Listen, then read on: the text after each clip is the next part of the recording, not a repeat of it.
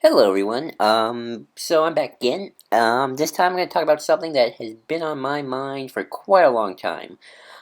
Kingdom Hearts. For those of you who don't know, I am a big Kingdom Hearts fan.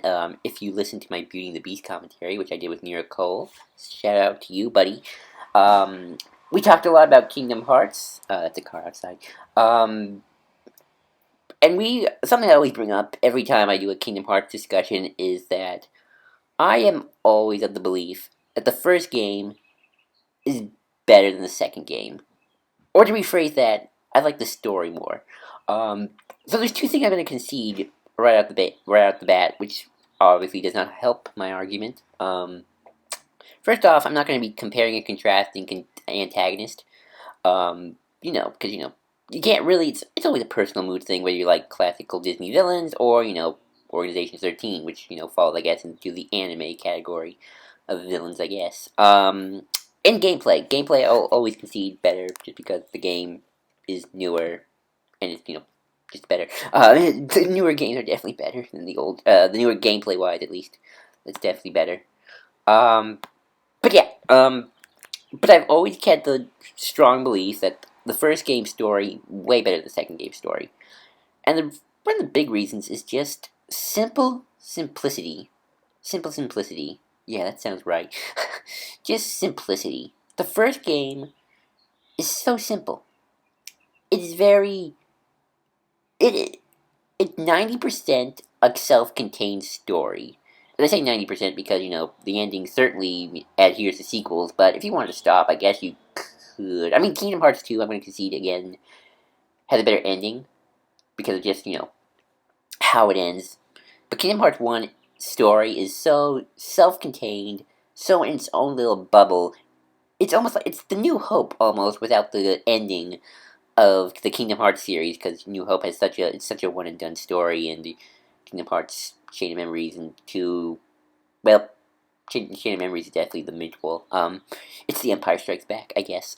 But besides the point. It's definitely a much self-contained story and very simplistic. It's about kids who get sucked into darkness. They're separated. One of the kids you follow, he goes on an adventure. He saves the day. Travels to a bunch of worlds. Saves the day. That's it.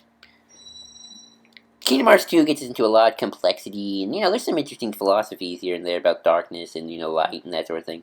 But it just gets boggled down with these weird ideas, these things that are explained in prequels, which I don't think were thought of originally, and then you get DDD, which is that whole thing of just it's big exposition dump and leads to bigger things, and then Kingdom Hearts 3, who knows, because that game requires you to play pretty much the entire saga at that point. But yeah, the simplicity is one thing about Kingdom Hearts that I always like. It just has a certain charm to it, and that and its focus is more on the Disney side of things, which is, I guess, more personal preference, but I like that. Well, Kingdom Hearts 2 and beyond sort of, it's almost as if Kingdom Hearts, like, sort of forgot its roots, and, like, started just, or maybe not forgot its roots, but it evolved. It evolved into something else, and kind of lost the charm along the way that the first game has. Because that's the beauty of the first game. It's taking Final Fantasy characters with Disney characters and putting an OC character in the middle, which I like. Um, but also something about the first Kingdom Hearts game, which I really like, is I always feel the threat is there. And that's something I always feel like I'm lacking with the second game, and the other games to a certain degree as well. There's never a sense of urgency. I never feel like the urgency is there that the first game had. The first game has urgency. Urgency. That's a weird word. But yeah, the first game has. Well, first of all, has Sora pretty much. Oh, spoiler warning, I guess I should have said that earlier. It's pretty much. Sora loses his friends. He goes searching for them. You keep getting reminded of the fact that there are a bunch of evil villains stealing princesses. Or people. Well, princesses, but they're people who are princesses. And then you always are reminded of that. You know there's an overarching force of the Heartless And then he loses his friends again, and that Riku turns to the dark side, pretty much. And then he loses his friends a third time when Riku gets possessed and Kairi's heart is lost. Well, Kairi's heart was lost beforehand. Um, and then at the end, yeah, he gets his friends back, but he still doesn't have them yet. Which, again, is why I said earlier the second game at least has a more conclusive ending. But there's always a threat. There's always a sense of urgency. And that leads into my next point.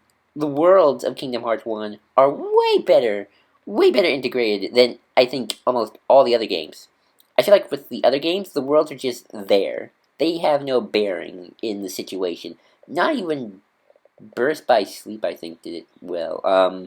And that had lots of prequelitis in terms of, setting up Maleficent, setting up some of the princesses. The Maleficent one, I think, is like semi-important, but it's almost still pointless because it's like, oh, we go to Sleeping Beauty's world to see Maleficent and set her up, and yet she's gone, and then we have a cameo where she gets Pete, and that's it. Kingdom Hearts 2 as well. Kingdom Hearts 2, I feel like the worlds aren't very well integrated, with the exception of Hollow Bastion, where all the important stuff happens. Traverse Town, no, Twilight Town, right? Twilight Town, where all these important stuff happens, and the world that never was.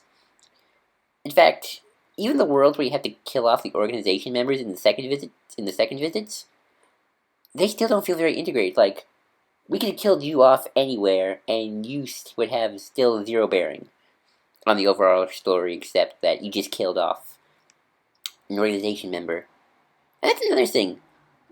I feel like the whole idea of Sora killing Hearts helps the organization. I feel like that plot point is just dropped halfway after the second visit. Like, you have this big revelation, and then after that, it's pretty much, ooh, we go to all these other worlds, we solve up all these problems again, and we finish up the stories. Like, we didn't kill Hades in the first visit, we'll kill Hades this time. We're gonna help out Simba, who's dealing with Ghost Scar. We're gonna get the Jafar boss fight, which is very sad. In fact, I'll go back, let's stick with Agrabah for a second. Agrabah, best example of a world integration in the Kingdom Hearts game, the first game.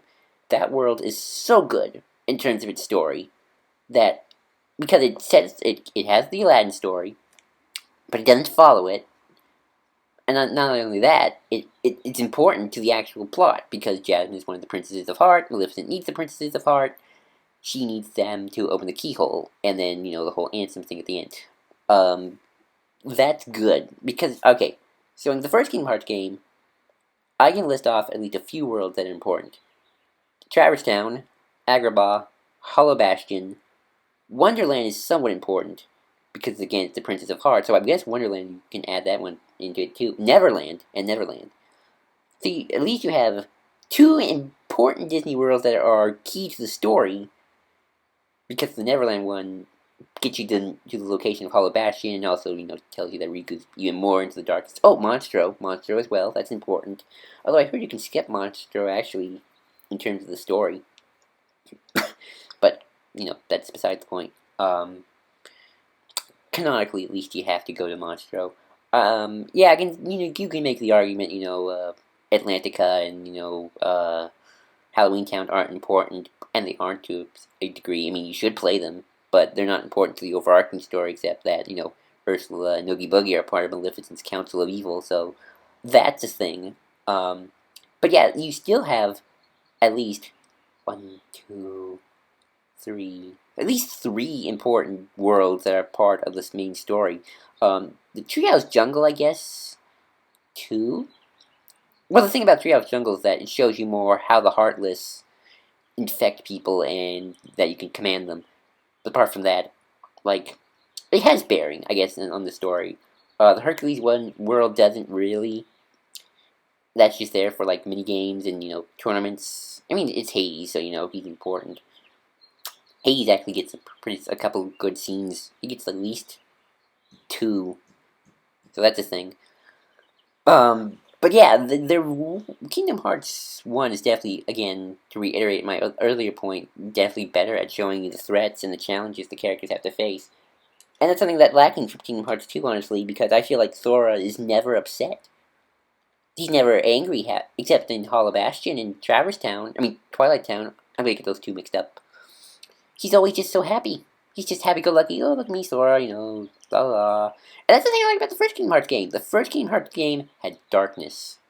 There was always a sense of darkness, which is funny because Kingdom Hearts 2 is PG-13, but that's because of the Pirates mission. But for the most part, Kingdom Hearts 2 always feel like it's happy. Sora's just on a wild adventure. He's happy. Yeah, he's always looking for his friends, but he's never, sad or depressed. Sora in Kingdom Hearts 1 is, 60% of the time depressed. He's either depressed or serious.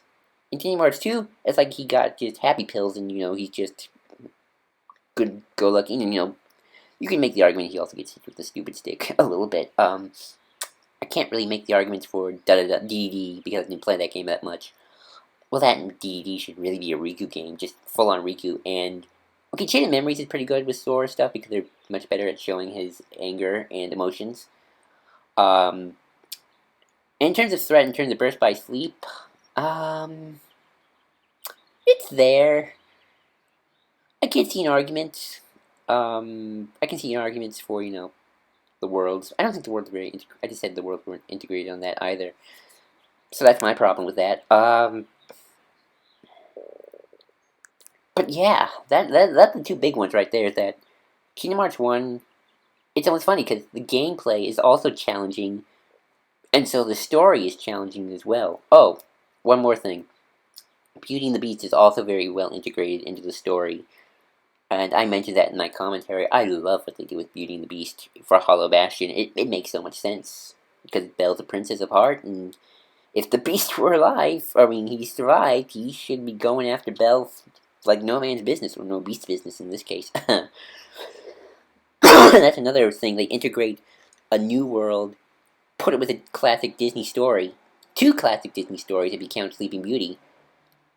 And they make a really good level. A very hard level, but also a very good one. So yeah, that's really all I can say. I'm sure there's more I could say, but a lot of it's just personal preference of the charm of it, most of the charm of the first game having more Disney elements than its own anime influence elements, and you can't, and gameplay wise, obviously the game's improved a lot from the first game. Camera work stinks in the first game. So yeah, that's all I can say right now. I hope I can do a podcast with Nero Cole on this topic. Because I've talked to him, and he wants to do a Kingdom Hearts retrospective with me, and I would love to do that, because, I feel like I can continue to articulate this point, which is a point I have had for such a long time in terms of this franchise, is that the first game, in terms of story, is the best, just in terms of its simplicity, its ability to feel like there's always a threat, and feel like there's stakes. That's the main thing about Kingdom Hearts 1. I feel there are stakes. There's never a point when I'm like, okay, Thor, you're just being lazy now. There's never a resting moment for Kingdom Hearts 1. And I feel like Kingdom Hearts 2 suffers from that a lot. In terms of there's always a resting moment. The worlds just feel like rest stops. Even the ones with the organization members feel like rest stops half the time. And and there are serious moments, yes, but I feel like it's not.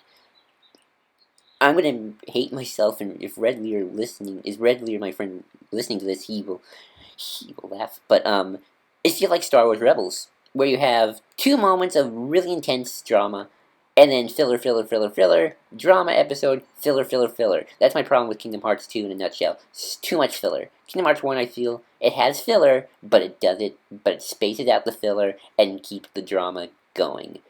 And that's my problem with Kingdom Hearts 2 and some of the other games. I can't really say because I don't play them as much. Well, I haven't played any of them in a while. But yeah, that's the overarching theme. Kingdom Hearts 1, very good at spacing it, building up momentum, and keeping the filler to a minimum.